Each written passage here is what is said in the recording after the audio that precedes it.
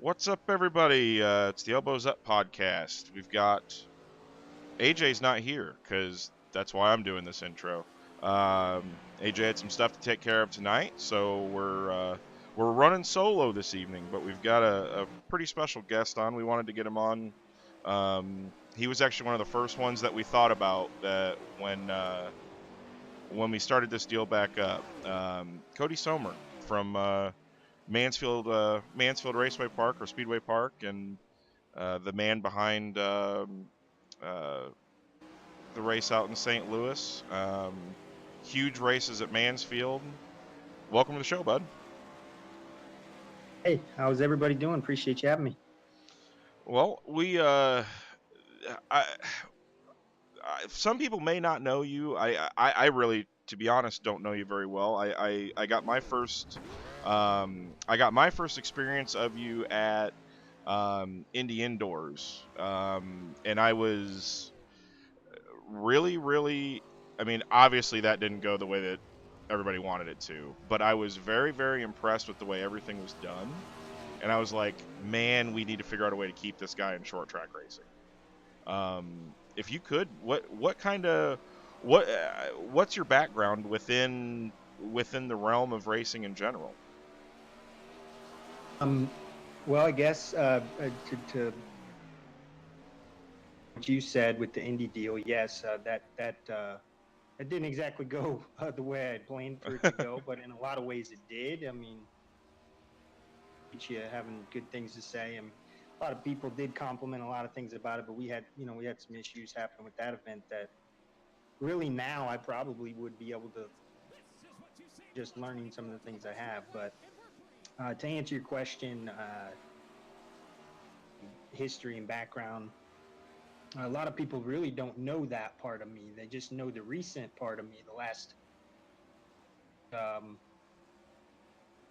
5 or 6 years. Cody Sommer, they know, but they really don't know the Cody Sommer, teenager and early 20s, and really don't realize that I actually grew up racing myself Oh, really? I didn't know that.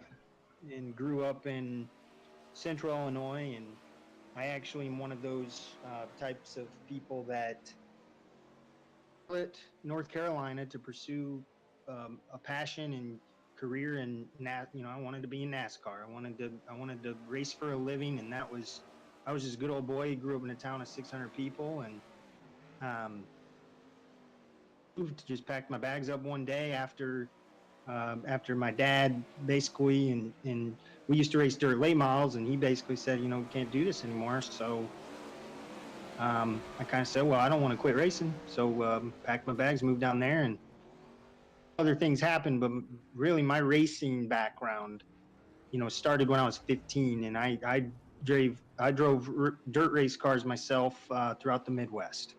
Okay, okay. So you're one of us. I am, and that's what I'm saying. Is a lot of times people will say, you know, this guy, corporate guy, whatever you want to call it. I mean, at the end of the day, people that really do know me, they actually realize, um, as you call it, and I've done a lot of things that the people that are deeply involved in dirt track racing their whole lives have done. I'm really no different when it comes to that. I mean, you want me to grind? You want me to weld? You want me to do dirt work? You want me to, you know what I mean? I can do it, but I also can go a morning and into the board meeting and host a meeting and lead a team of people. I'm fortunate to have that experience in my life, and it's Well, partially what people are seeing.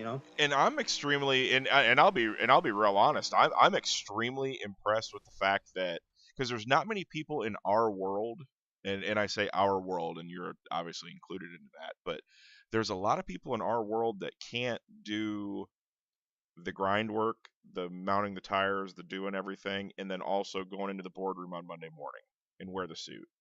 Like that's I think one of the most impressive things that I just learned was over this 5-minute conversation so far.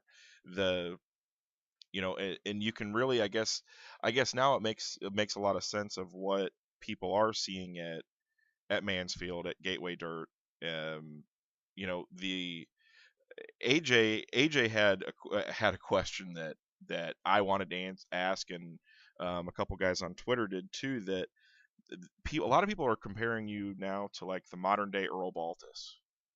Um, because he's the kind of guy that, back in the day married gorillas on the front stretch during an intermission time.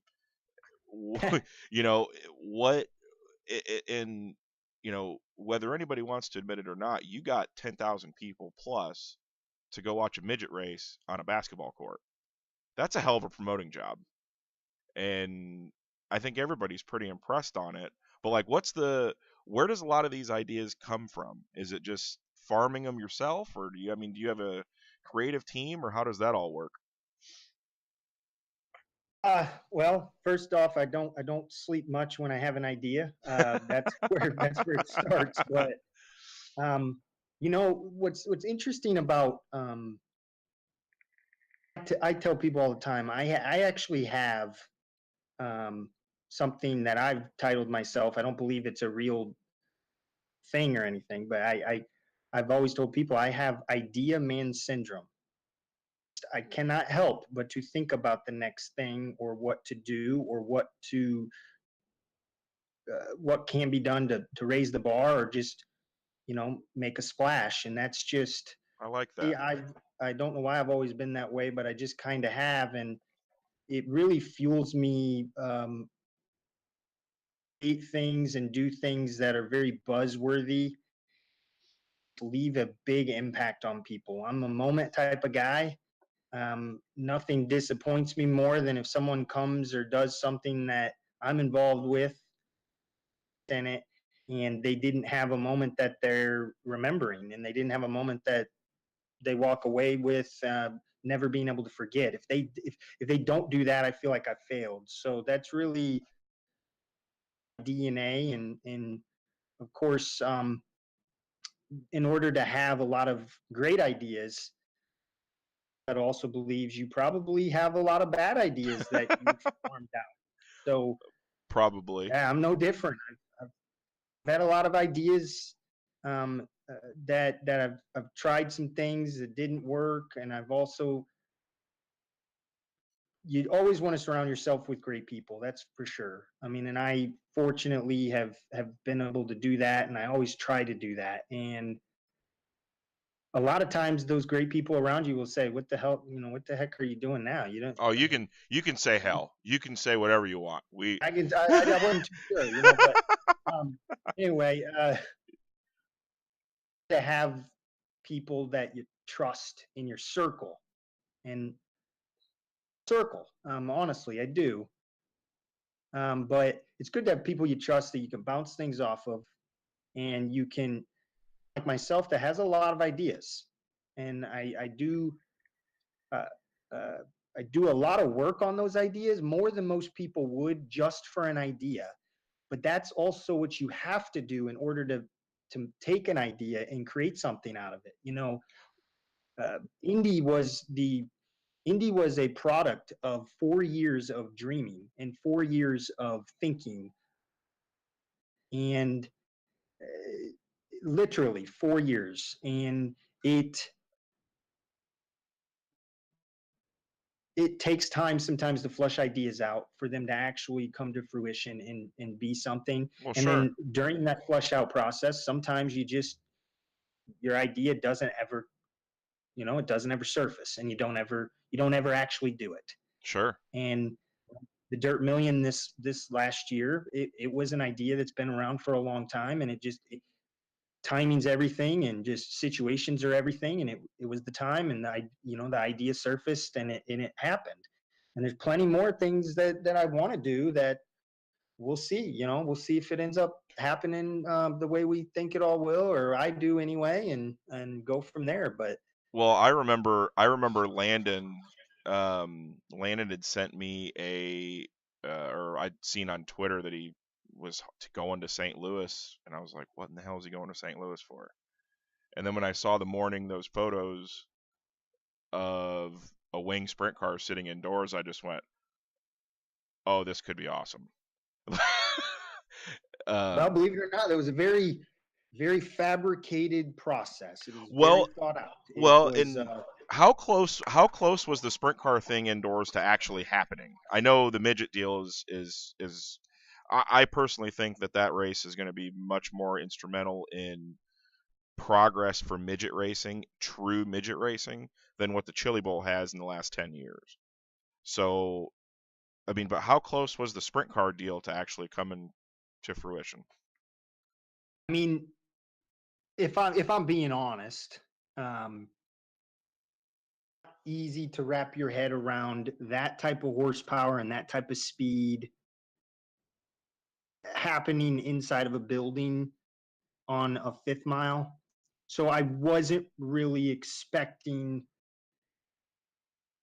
to bring him there and make a decision test saying we're going to bring sprint cars. I gotcha. It really was about the midget, but I'm an idea man, and I trust me. I'd love to have wars, and be honest with you, flat out right now, I plan to. But there's a lot of things that still have to happen for that Sure, to happen. sure, absolutely, absolutely. That's Uh, that's definitely it not was a whim. more about the just to show people. In some aspects, it was to show people, okay, we are thinking about this. We are doing research. We are studying and doing our homework. So um, basically, that's really what it was for more than anything. Um, uh, and I believe that's what it did. I mean, a lot of people got excited about it. A lot of people talked about it. Oh, And absolutely, again, absolutely. Well, and there was a definite plan to bring them in. Um, and really, I was pretty confident we didn't even really need to test the midgets. I mean, a full size dirt late model can go around that racetrack and put on a heck of a show, and then a dirt midget can for sure. well, But it still was absolutely. good the way we did. Well, and I couldn't, the first when I'll be real honest, when I was like, okay, now wait a minute, we're gonna run a dirt late model and a dirt modified indoors. I said, well, this isn't gonna work. And then I watched that first practice day and went, holy shit, this is gonna work. Like the races have been really really good. I mean, that's the perfect scenario. I don't know if I mean I'm sure there's stuff that on the inside that you'd like to do differently, or but as far as an event goes, that was an event. And same thing with what you're doing in Mansfield. The the Sprint Car World Championship, the highest paying dirt late model race in the country, and especially that deal. That was one of the most creative promotional deals I've ever seen in my life. Well, I appreciate that. I'll tell you this: people all the time, the Dirt Million, the single most difficult thing, uh, detailed, just honestly draining thing that I have ever done and the people around me have ever done. I mean, it's was so much work to bring that to a level and to what it was, and it's because it is so different that we really had to spend a lot of time explaining everything, because it's not like they, oh yeah, okay, I'll just go to this website and I'll contribute points or money toward a purse. Get something, you got to educate them. So not only do we have to educate them, then we had to put all the processes in place pretty, and then go out there and actually executed it. So it's it was a lot of work. I mean, anything from custom software. I Oh, don't say sure. this in any negative way, but it's like, name an event that actually went out and had custom software developed to produce an event. I mean, it literally was something that we did, and it's just it ideas take great effort, want great results. Well, and that's I think where a lot of people, I think that's where a lot of people are so I don't want to say shocked or surprised, but you know, you've been around racing forever, so you know as well as I do. There's a lot of terrible promoters out there that I hate to even call promoters because they don't promote. They open up the back gate, they open up the front gate, and then they go, "Whoop, cool, people are here." And but short track racing in general needs to have those big events, and to have two of them now in Ohio and then another one in St. Louis that have really popped up in the last 2 to 3 years at pretty premier places with big names and big money, man, that's absolutely massive. I don't think that there's anybody on this in the country that can sit back and say, well, I wouldn't have done that. I think the late model deal was genius. I mean, it had a bunch of sprint car guys talking. They were like, I don't get it. And then when I started reading through it, and I was like, man, this is brilliant. I was like, because there's so many people. We told, um, or a lot of there was a few people on Twitter this year for Ohio Speed Week for the sprint car guys that it's like, hey, if you want to help out a race team, buy their pit passes for a night, take them, a couple things of water, do ice, do whatever, get them a gas card, things like that. And for a fan to go say, well, I help buy Bloomer's fuel for the week, or I help do this, or that to me is just, it's brilliant. And then it starts making you wonder, why in the world haven't we done that before? And so is that something that you could see expanding on, or is that going to be a dirt million only thing, and that's kind of that late model niche, or is that something that you would possibly do for a potentially bigger sprint car show? Well, it's interesting you ask because again, I guess I want to comment real quick about the thing. Unfortunately, I agree with you. There's a lot of promoting organizations, people, whatever, that just expect things to happen. And in the modern era, that's just not possible. People are too busy. There's a lot of options. Be distracted. I'm a beer business guy. I have that background in my corporate business stuff, and it's compared to like the craft beer industry, um, because people easily relate to it. And I go, the reason the craft beer industry boomed is because people wanted something different every other day. They wanted to go to the bar today and have this, and then go tomorrow and have that. And that's why craft beer boomed. And that is just commerce, that is just literally in the way people's mindset works in general nowadays. They want something different all the time. And that being said, as a promoter today, you're never, ever going to be able to just sit on your hands anymore. You have to constantly be moving. So, Right. unfortunately, a lot of promoters are not going to be willing to do that. And I mean, on our end, we are willing to do that. I mean, we take promotion very seriously. We'll talk about a sentence and a half tweet in our office. And we'll talk about how to tag somebody, literally, because it matters. Everything matters when it comes to promotion, because if you don't take it that seriously, you have serious results. So I guess I wanted to make that comment about the promotion aspect. And Sure. then uh, to answer, to go back to your question about um, the Dirt Million, and call it the format of it and the idea of it, and the possibility of it maybe going to the open wheel side or the sprint car side. I actually intentionally, I don't know if you've ever created multiple Twitter accounts or social accounts or anything like Oh yeah. that, but Oh yeah. just being just being just being funny. But I will also say this: you never know. But I created shortly after the Dirt Million got rolling and people were talking. I actually created an account called the Sprint Million. You have an option. You actually have an option to whether or not you want to share it with your friends when you create an account. And I normally, when I'm my idea man syndrome at 3 a.m. and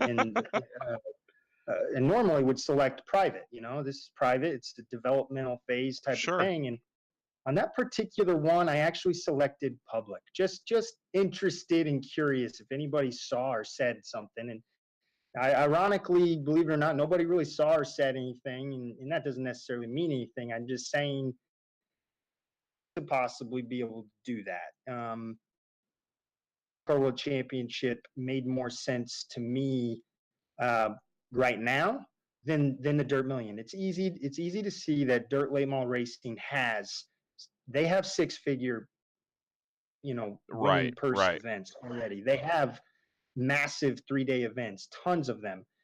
From a dollars and cents standpoint, they're very far apart, and I think there's this frustration level in sprint car racing um, because of that. And the reality is the Sprint Car World Championship was, in a way, my way of going. You know what? Let's test the waters here. Let's see how this does go. And I will tell you this: after the event this April, I have never, even after the Dome, after Indy, after anything, the Dirt Million, now anything, ever been complimented. People, competitors, you name it, as much as what happened after the Sprint Car World Championship. I never have. So it was really amazing. It was like people were very grateful for what happened, and just to be honest with you. Well, and I think it was good for it was, I know a lot of people had questioned the date of it. That was I think one of the biggest things of would it pull cars, and hell, actually, I think our first show, I said, or our first show back, I said, yeah, it'll work because there's a ton of guys that don't want to go get whooped up on by Brad Sweet and Donnie Schatz at Knoxville. And I was like, those guys deserve just as much of a shot to race for a whole bunch of money and as anybody else does. So, I think, somebody had asked if the Sprint Car World Championship next year was going to be an outlaw event. I was like, well, I'll ask, but I know what the answer is going to be. But um, is there a chance that it's going to get sanctioned by something, or is it going to just always going to be an open event? Something to have the potential of being sanctioned, the phone would probably have to ring, and that hasn't happened. That's what I was figuring. That's Um, what I was I, figuring. honestly, the people at World Racing Group and the World Outlaws, they're great people. And they've done a lot of great things for the sport of sprint car racing. And the Sprint Car World Championship is not in any way um, an event that is designed to combat that. It never Sure, is, it never sure. was, and never will be. And in person and willing to talk to anybody and sit down with anybody. If you got to know me, you'd know that. And that's the thing is I'm all about what makes sense for everybody, and I make decisions that I believe are best for everybody. And um, a lot of people want to believe that there was this like strategical Yeah, wasn't sanctioned, and oh, it was to combat with them, and no, it wasn't. It really wasn't, and in fact, it's very easy to see that my intentions were very good with that date choice. It wasn't that I really wanted that date choice. It was that I did that, try to at least make it an option for the Outlaws, for World Racing Group, however you want, whatever you want to say. Because if you look at last year's schedule for the Outlaws, that was a weekend that they didn't have a whole lot going on. And it was a possibility that they weren't going to go back to that venue anyway. And that was exactly what happened. But they ended up this year in that race booking Devil's Bowl. right. That's what So it was. It was Devil's um, Bowl. Devil's Bowl was what ran this year, but the year that I actually chose to, announce the race and pick the date, it was because they were racing at, gosh, I'm drawing a blank now, but in Indiana somewhere. Maybe you can help me out. May might have actually been Kokomo or Lawrenceburg. No, it wasn't that. It was the new paved track dirt. I can't believe I'm drawing a Oh, blank. Plymouth. Yeah. Plymouth. It Yep. was the Plymouth weekend. Yep. So I had a really good feeling that it was a Saturday race. They didn't have a Friday race or something like that, or it rained out or whatever. The date was chosen to be that weekend because I had a really good feeling and belief that the Outlaws as an organization were going to have to make a change that weekend regardless. And at least I didn't want it to be, the last thing I would want it to be is, what, during you pick it, anything that is very stable in sprint car racing, that Right. would be a step backwards to try to race that weekend. I wanted to take a step forward and say, you know what, here's a weekend that escalate, because and there's nothing against what they did at Plymouth. It seemed pretty obvious that that maybe wasn't going to happen again. Yeah, So that would be a correct assumption. That would be. so so that's why that day was chosen. And uh, Well, and a I lot of people loved having that early event or early season type of show. So I didn't want to go too far outside of that with this. Obviously we've announced next year's dates, but I also wanted to get out of that range where maybe we're not racing when it's 36 degrees outside. I would maybe prefer right. that. So we rallied through and we made it happen. But I'd like to try to help with that. So I kind of picked another weekend. Uh, I guess we'll see. We'll Yeah. see what's Well, decided. and I and mean, I yeah, and I think that anytime promoters can work together, as far as promoters and sanctioning bodies can work together on making events bigger, I don't see how that hurts anybody. I've never understood the whole us versus them mentality, especially when, like, the craft beer analogy, which, I mean, I love beer more than life itself sometimes, it seems like, but that analogy really makes sense because the masses know NASCAR, they know IndyCar, they know the Miller Lights and the Bud Lights and all that sort of stuff, but they don't necessarily know the short track realm. And that's actually a pretty big piece of the puzzle. And when you can try to get as many in one area as you can, and especially with Ohio being, diehard race fans, especially with sprint cars, that's just a recipe for success, really. Um, AJ had another question, and this was actually a good one. AJ he drove himself for many years in stock cars, and then got into some TQ midgets and 600s, and ran a midget a couple times, and but now he's doing track announcing and working on somewhat of the promotion side of things. And his question was his major question that he wanted to ask was, there's so many promoters out there that find success by sacrificing sport for a show. How do you balance it? Like, how do you take what would be a really good race, but it might not be the best show for a fan? Where is the fine line in between the two before it becomes where it becomes a race or a circus? um, that our sport, you decide to run the cars backwards all of a sudden. I think dirt track racing in general, um, you're going to get the sport out of it. When you get these guys, you guys know them, and I know them. Everybody does. Mm-hmm. You get these guys; they're racers. They strap on a helmet. They're going to race. That is a sport. It's competitive.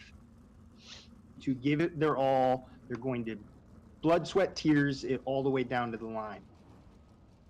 Focus less on the sport aspect because those guys that strap on that helmet Oh, did I lose him? on the entertainment side, there's not enough focus on it, and that's really where a lot of people probably are not doing enough. And I don't know. I mean, That balance. that makes sense. I think that makes a lot of sense, actually, because it's, and I think that, if I think if you give Tim Schafer and Aaron Reitzel turtles and said go race them, they'd go find a way to do it and put on a hell of a show.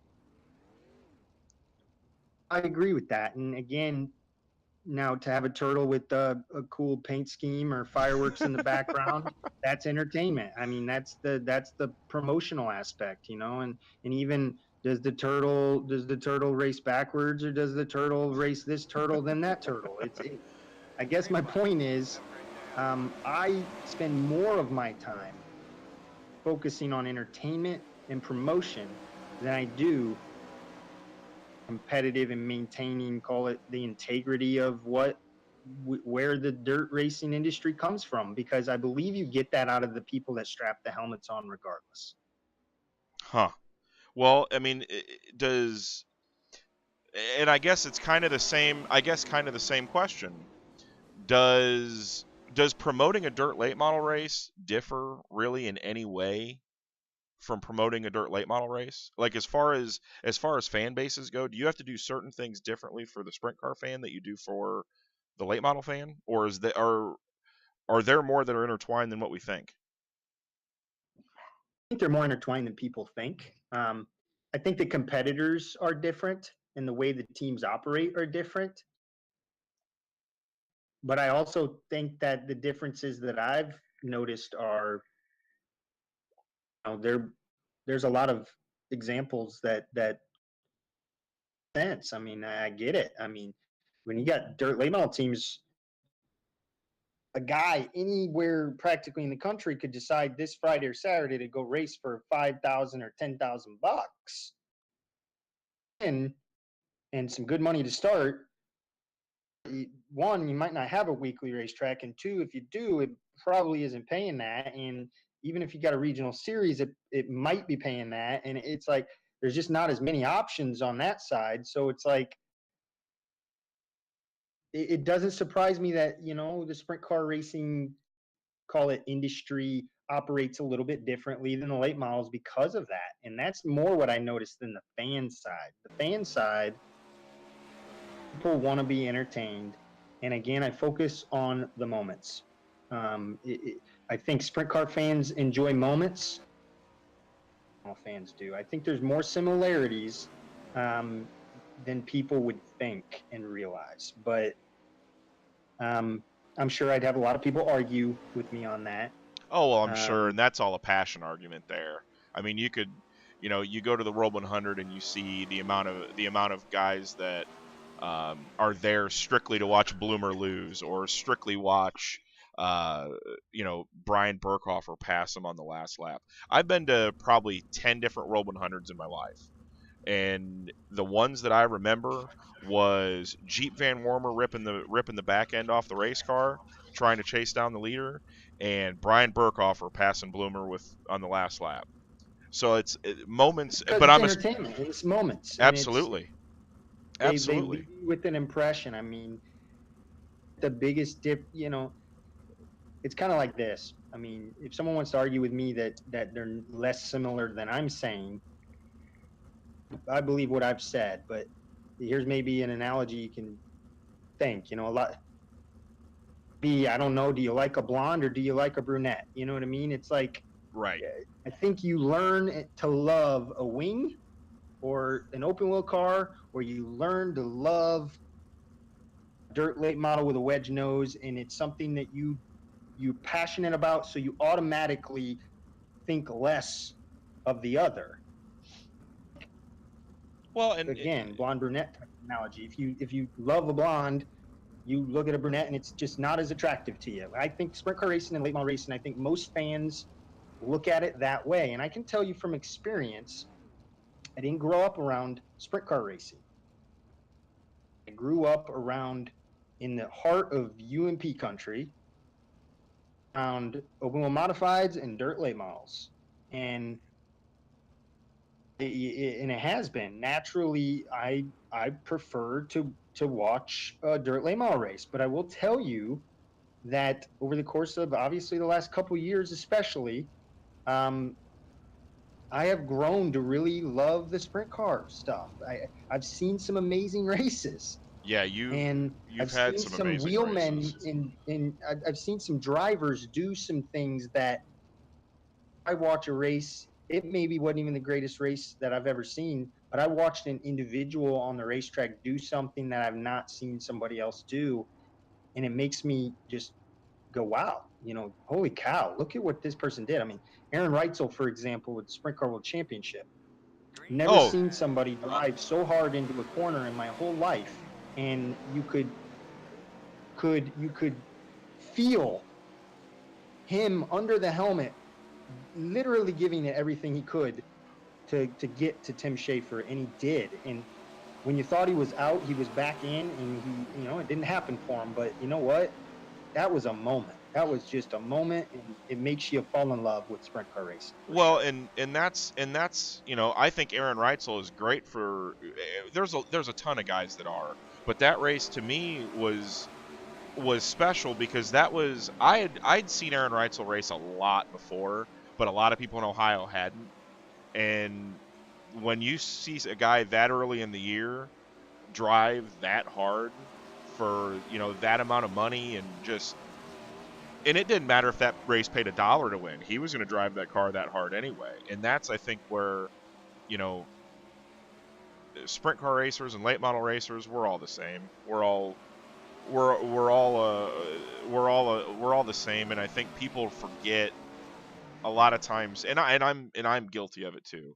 I'm a sprint car snob, and I'm a complete sprint car snob, but I do enjoy late models as well. And same thing with like the wing and the non-wing, sprint car guys.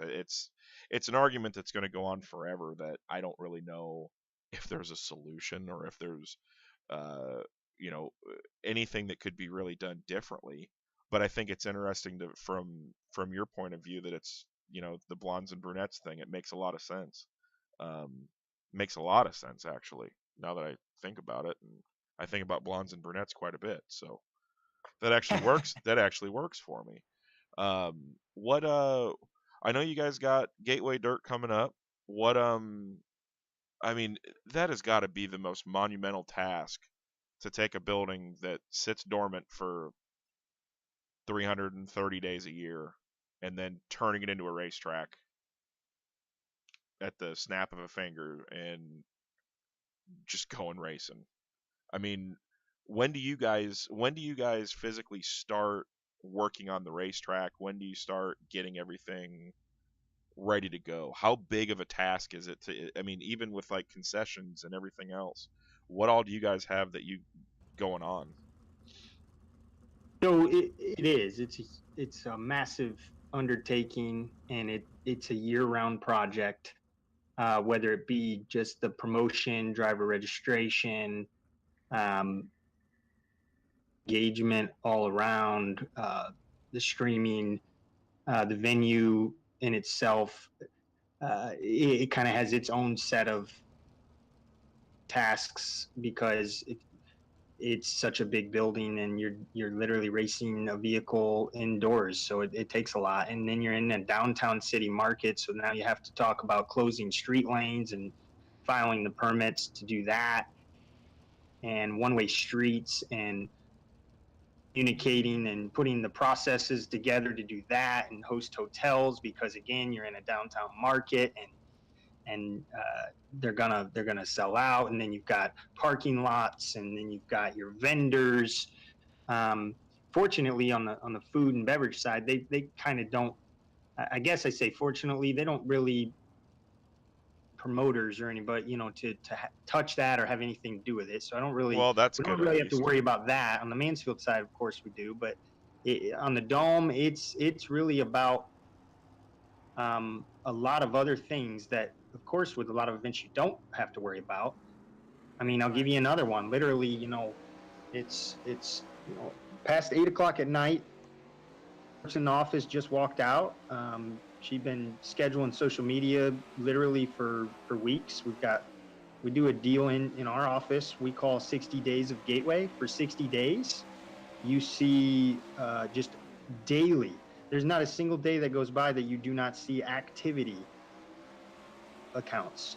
Um, so I guess what I'm saying is there's so many angles and aspects Oh, to the absolutely. event, and Absolutely. then on top of it, um, a racetrack on a flat concrete floor, and to do that takes a lot. I mean, there's no wall, there's no fence.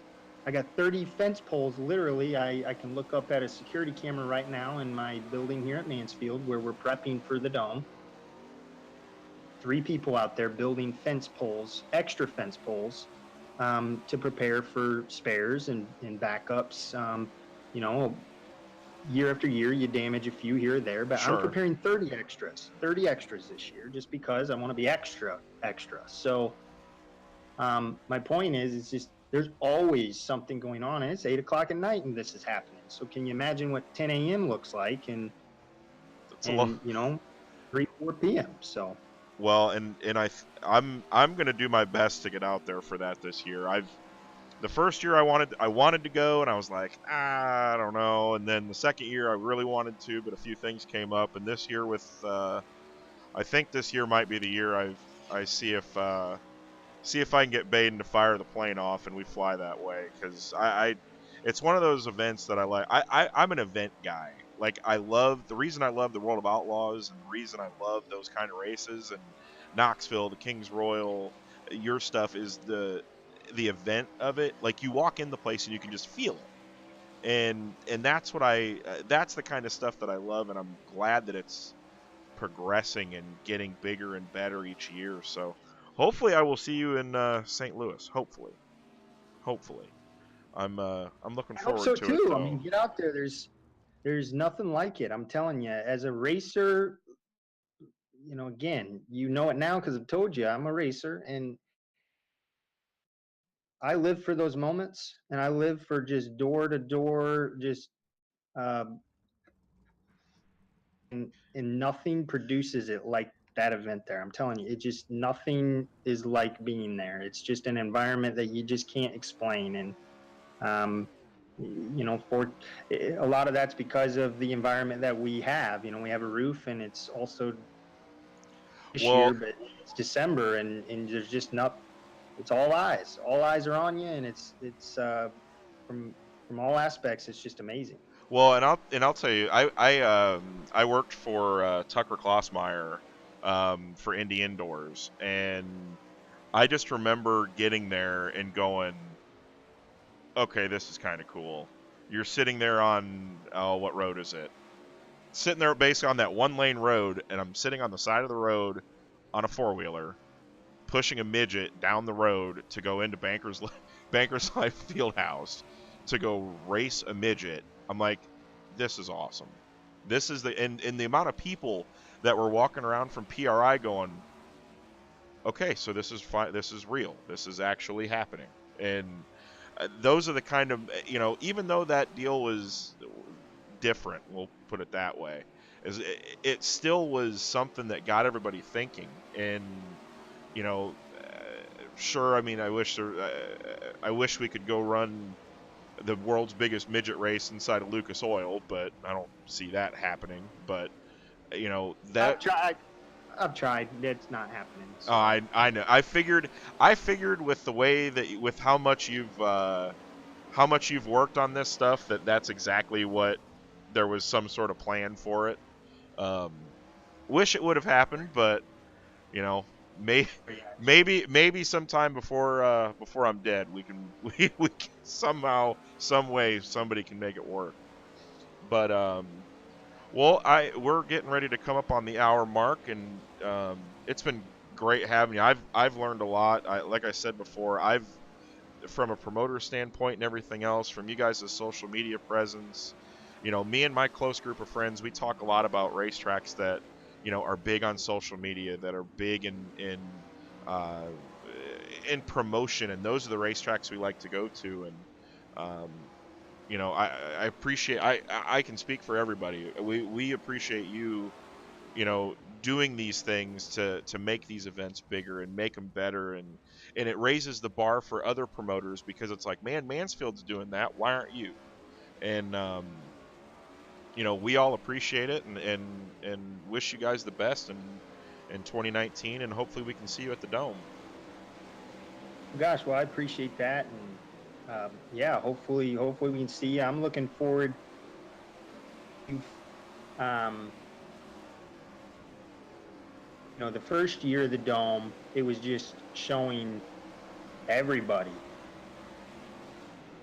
But this year, I do feel like we've got an additional set of new eyes on us, midget side and the open wheel side, and there's a lot of people that'll be inside that building in there, obviously, and there'll be a lot of people watching Oh, um, absolutely. that have never been there, and there'll be a lot of people online, dirtondirt.com, broadcasting it, watching, that have never watched it. And exciting to think about. It's almost like just kind of revamping something you've already done just because you got so many new set of eyes on you, and I'm excited about that for sure. So hopefully we can get you and many of the others, new faces and new people inside the building. Well, I'll do my best to make it happen, and I've been a big supporter of that deal ever since the first time I saw it. So we all appreciate you, and thanks for coming on. It's been fun. Awesome, I appreciate it, guys, and dome. Yeah, we'll see you at the Dome. But if you guys don't follow Cody on Twitter, be sure to do that. It's actually just at Cody Sommer, and then Race Mansfield, of course, the Dirt Million. You know, if you've not been to Mansfield and you haven't been around, or if you're new, check it out. It's the racing's been absolutely fantastic over there. So now we just need him to get a big old non-wing event over there. That's Never know, never say never. never say never. But no, thank you for coming on, and we'll shut her off there, and but thanks a lot, Cody. It's been fun. Appreciate it.